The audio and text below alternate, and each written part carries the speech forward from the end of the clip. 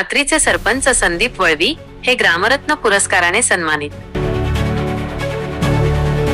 रवींद्र वळवी मोलगी प्रतिनिधी। जळगाव तालुक्यातील कात्री गावाचे सरपंच संदीप वळवी यांना ग्रामविकासातील त्यांच्या उत्कृष्ट कार्याबद्दल लोणावळ्यात अखिल भारतीय सरपंच परिषदेतर्फे ग्रामरत्न पुरस्कार प्रदान करण्यात आला। वळवी यांनी आपल्या कार्यकाळात रोजगार हमी योजनेची कामे राबवून स्थानिकांना रोजगार उपलब्ध करून दिला, ज्यामुळे मजुरांचे स्थलांतर थांबले।